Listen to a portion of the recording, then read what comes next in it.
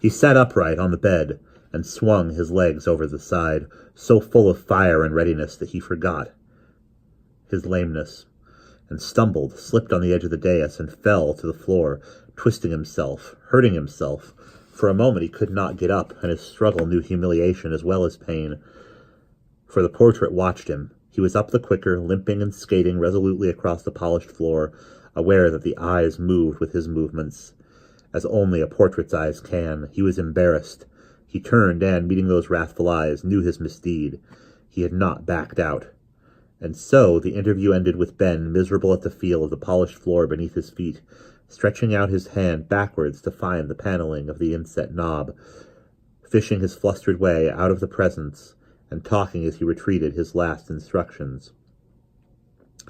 "Take pains for me and my realm, I charge you, even as God hath charged me." God again.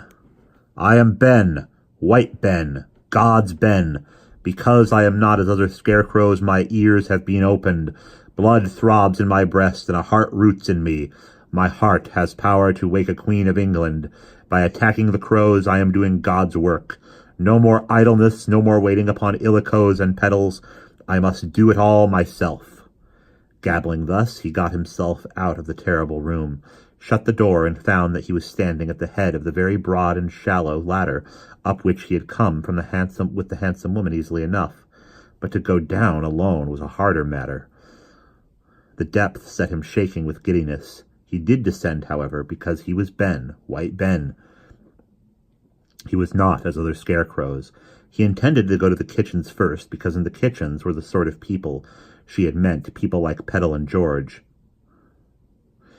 "They cannot revenge their quarters, nor help themselves. See to them, for they are my charge." But alas for a hero!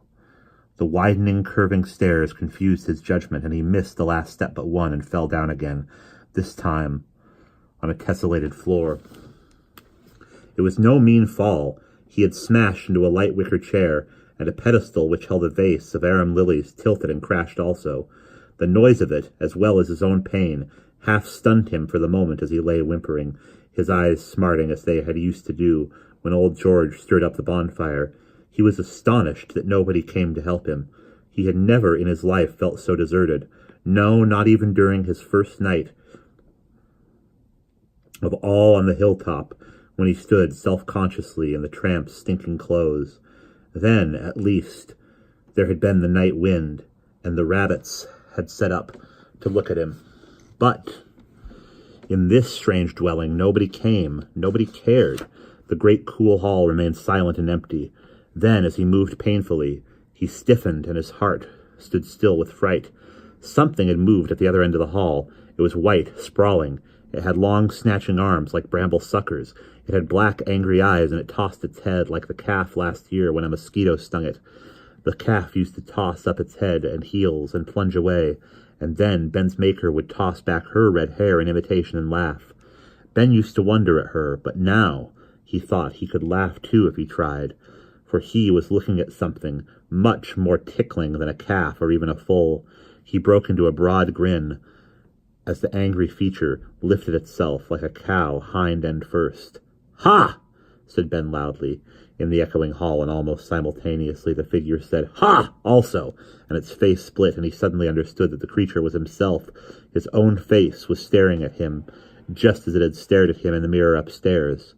But then he had been frightened. Now, seeing himself as a whole, he could actually laugh. "Ha!" said Ben again, beginning to enjoy himself. "Ha! Ha!" As if in answer, he heard, coming through a doorway on his right, the distant sound of laughter. There were clearly people somewhere near who could also say, "Ha! Ha!" He would go to them.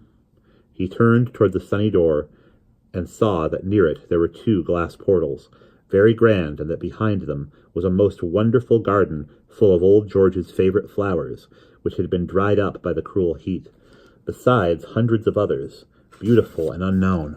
An exquisite cool smell poured out upon them, of earth, rainwater, heliotrope, roses, and geranium.